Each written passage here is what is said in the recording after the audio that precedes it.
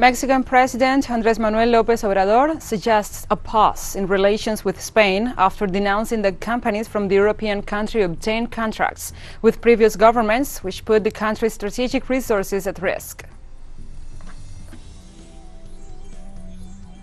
Brazil's Chamber of Deputies approved the use of agrotoxics known as Poison Package on Wednesday.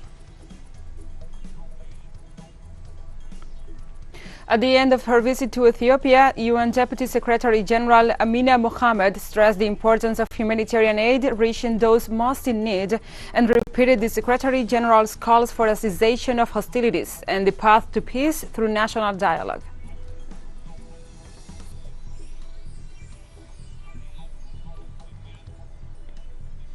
From the headquarters of Telesur English in Havana, Cuba, this is From the South. I'm your anchor, Gladys Quesada, and these are the news. President Andrés Manuel López Obrador of Mexico proposed a pause in Mexico's relations with Spain, at least until the end of this 6-year term, as he considers that Spain companies have acted advantageously under the protection of the political power. Give ourselves time to respect each other, and for them, Spain, not to see us as a land of conquest. We do want to have good relations with all governments, with all the peoples of the world, but we don't want to be robbed.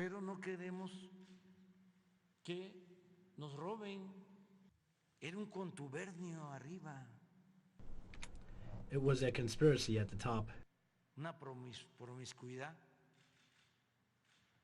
Económica, política, en la cúpula.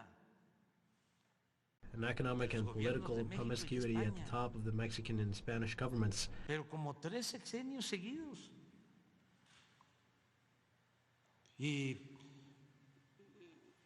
But it was like 3 presidential terms in a row. Mexico bore the brunt. They plundered us. Llevaba la peor parte. Nos saqueaban. Vale más darnos un tiempo. It is better to take some time and pause, maybe when the government changes. A lo mejor ya cuando cambie el gobierno, relations will be reestablished, and I hope when I'm no longer here that they will not be the same as they were before. De que no fuesen igual como eran antes. In Honduras, the eviction of Lenca inhabitants of the Tierras del Padre community is suspended due to the intervention of the Human Rights and Women's Secretariats. Earlier today, police officers batched in the community located to the south of the capital, Tegucigalpa, in an attempt to evict its residents after a court-approved order. The eviction will leave 120 indigenous families without a home if it were to be made.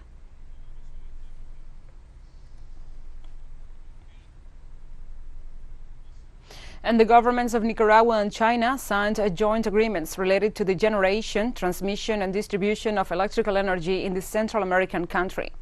Nicaragua's Minister of Mining and Energy, Salvador Mancel, highlighted that the setting into motion of these memorandums of understanding signed by both nations paves the way for profit after an investment valued in $560 million.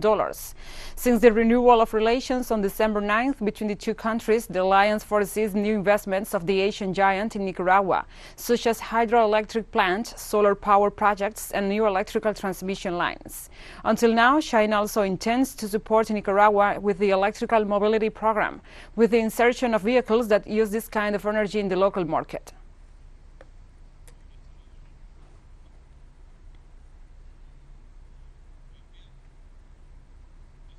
In Venezuela, the Bolivarian armed forces deployed their troops along the border with Colombia to stop irregular groups that, according to authorities, are trying to destabilize the country and use the territory for drug trafficking.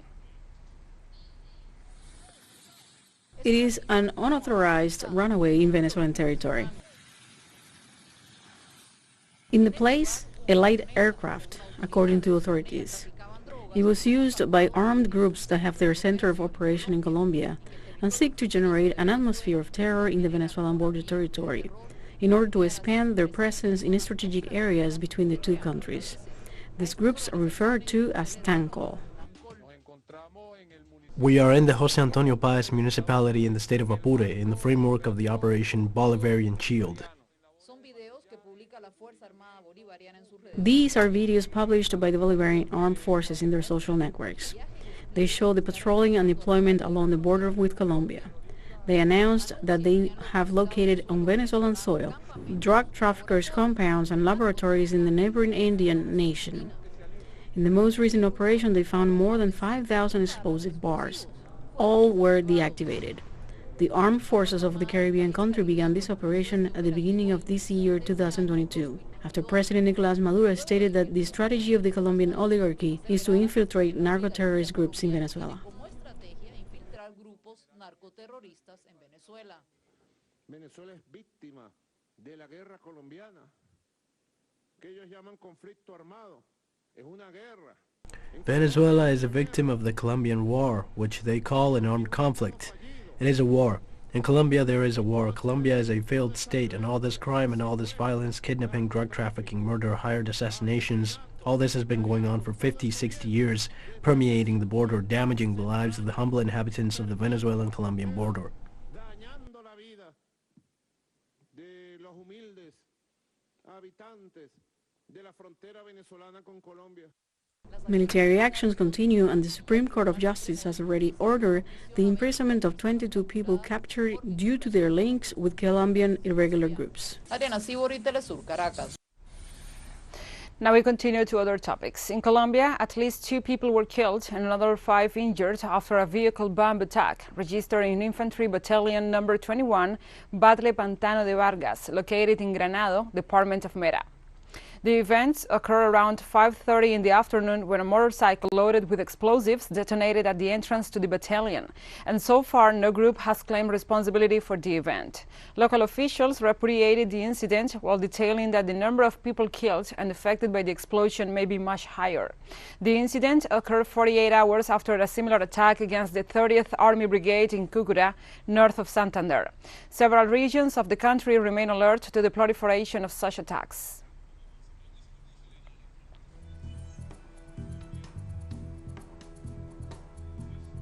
We'll take a short break now. Join us again after this.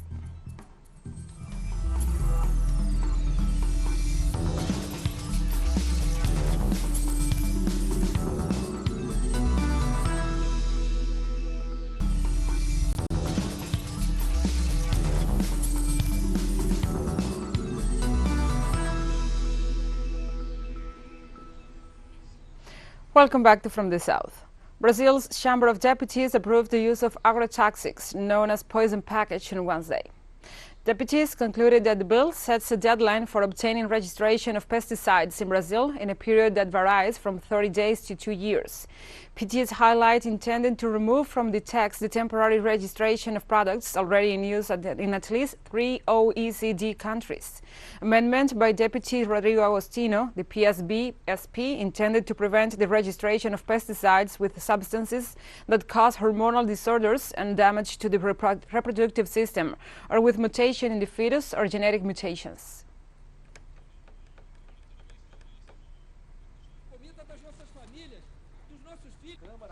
In Bolivia, despite 2 laws sanctioning political harassment, the country has not yet overcome male violence against women in public office.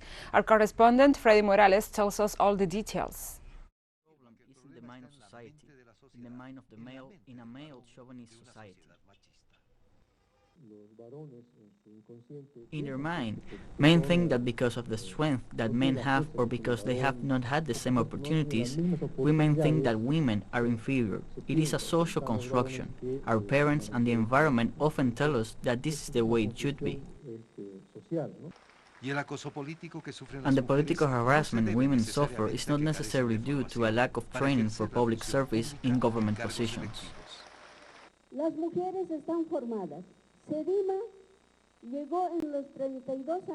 Women are trained. In 32 years, SEDIMA has trained more than 48,000 indigenous women in social rights and political leadership. These women have been left aside in the organizations because they were dangerous and questioned what men were doing.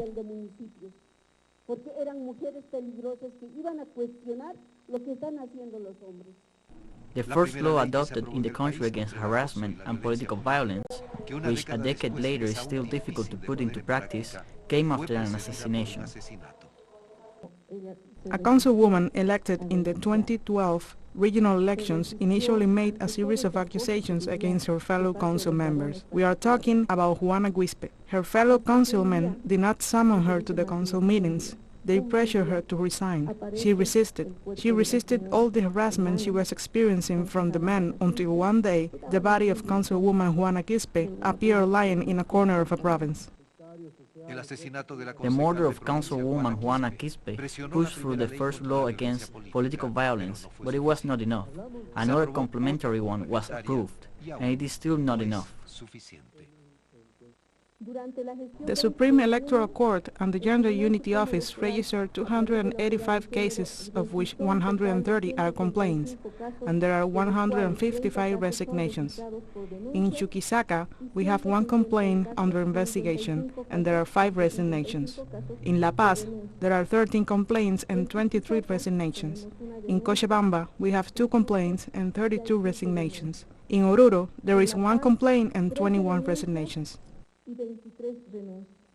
Data revealed that women elected by popular vote, when faced by pressure from their male colleagues, prefer to resign rather than fight for their rights. The most frequent pressure, according to the reports, is that man elected as a substitute for a woman pressures her to resign to occupy her position. The pressure might be psychological, sexual, or physical violence. Freddy Morales, Telesur, Bolivia. Thank you, Freddy, for this report. And now we continue to other topics. In Kiev, a large gathering of demonstrators met in front of the U.S. Embassy demanding a peaceful solution to the ongoing tensions between Russia and Ukraine. During the demonstration, the Ukrainians raised their banners asking the American nation to avoid the possible conflict with the Russian giant, stressing the use of its political power to solve this conflict in a diplomatic way. In turn, the highest Russian authorities will express that they have no intention of invading Ukrainian territory, after Russia has been seen to mobilize at least 100,000 troops on its borders as a method of defense against growing threats. At the end of the meeting, the demonstrators dispersed peacefully and no incidents were reported.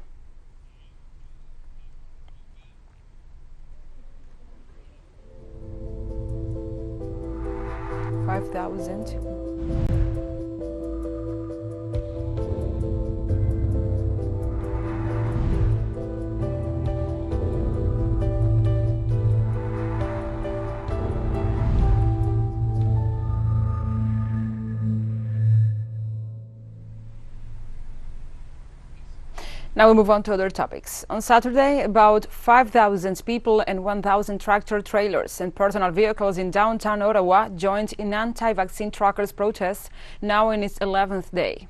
The so-called Freedom Convoy began last month as a caravan of truckers who planned to drive to Ottawa to express their opposition to a mandate from Justice Trudeau's government that requires them to be vaccinated against COVID-19 to cross the U.S.-Canada border.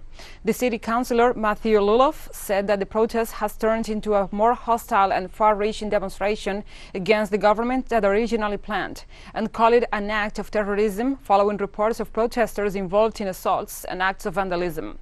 The Ottawa police have, for their part, denounced the inclusion of children in the protest, which has hampered the force's response.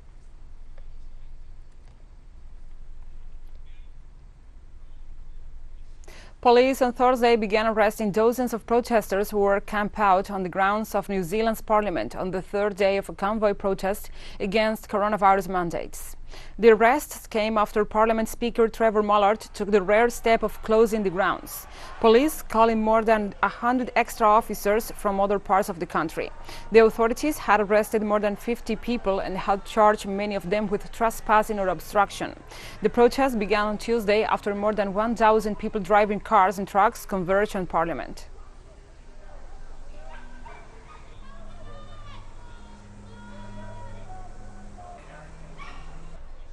The World Health Organization urged the rich countries Wednesday to pay their fair share on the money needed for its plan to conquer COVID-19 by urgently contributed $16 billion. The World Health Organization said the rapid cash injection into its Access to COVID Tools Accelerator could finish off COVID as a global health emergency this year. Act A, as the WHO calls it, is aimed at developing, producing, procuring and distributing tools to tackle the pandemic, namely vaccines, tests, treatments and personal protective equipment. The scheme needs $16 billion from wealthy nations to close the immediate financing gap, with the rest to be self-funded by middle-income countries. Act A has come up with a new fair share financing model on how much each of the world's wealthy countries should contribute, based on the size of their national economy and what they will gain from a faster recovery of the global economy.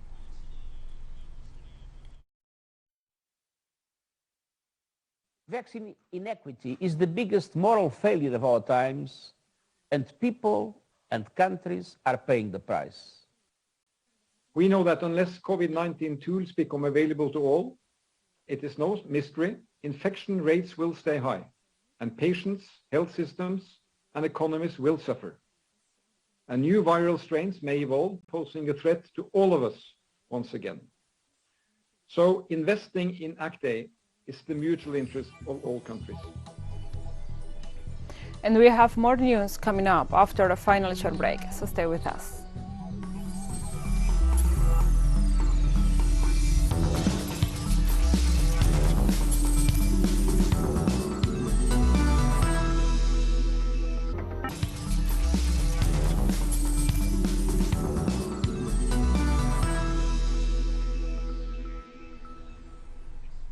Welcome back to From the South. We have more news now. From rape survivors to young businesswoman, UN Deputy Secretary General Amina Mohammed spent the week meeting with some of the people whose lives have been cut short by the conflict in Ethiopia.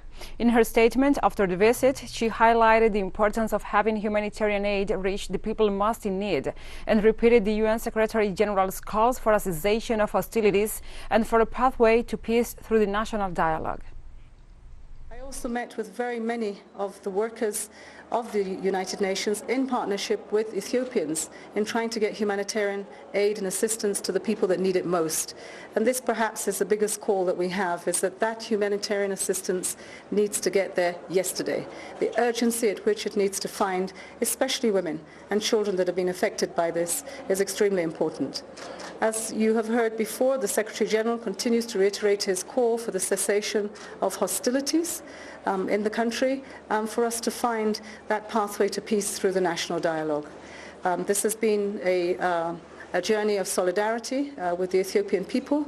It is one that we are convinced you will find a way, and we will accompany the Ethiopian people to that peace. Then we can really begin to talk about the investments that we need to make in development. This is important in the short and in the longer term. The United Nations High Commissioner for Refugees, Filippo Grandi, and the Director General of the International Organization for Migration, Antonio Vitorino, visited Agdas, a transit point for asylum seekers and migrants in Niger. The UN Commission for Refugees is also investing in strengthening the structure for the asylum system and providing support and assistance activities by seeking durable solutions, such as resettlement, local integration, or voluntary return to the country of origin if security conditions allow it. Niger is a major hub for northward migration movements, which is growing and needs further support to provide security and opportunities. Migrants move to countries such as Libya, Algeria, and those in the Mediterranean Sea. Known as mixed movements, these include journeys made by economic migrants as well as people in need of international protection or those eligible for asylum.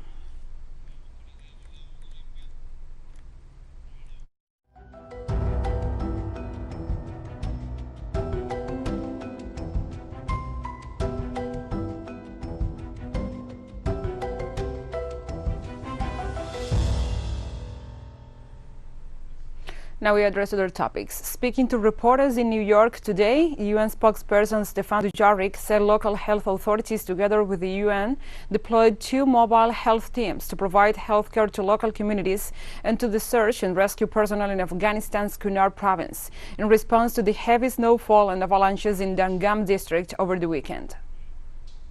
Moving on to Afghanistan, our humanitarian colleagues there are telling us that in response to heavy snowfall and avalanches in the Dangam district in Kunar province on February 6th, local health authorities, together with the UN and our partners deployed 2 mobile health teams to provide health care to local communities and to the search and rescue personnel.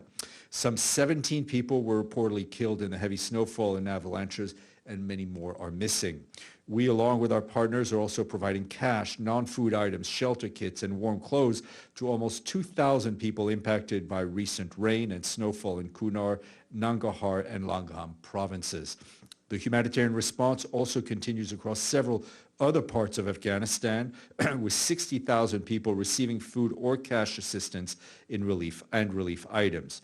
The 2022 Afghan humanitarian response plan, targeting just over 22 million men, women, and children with assistance, requires $4.4 billion and is unfortunately only 9% funded at this point, and that's about $419 million.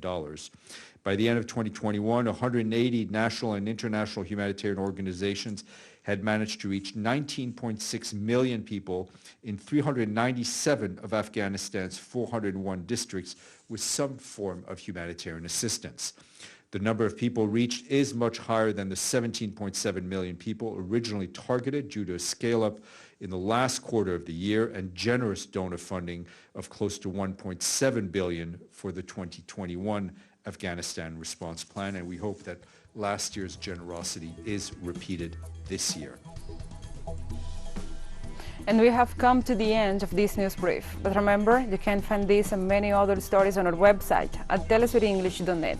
And also, if you feel so inclined, please join us on social media for all the latest news. We are on Facebook, Twitter, Instagram, and Telegram. For Telesur English, I'm Gladys Quesada. Thank you for watching.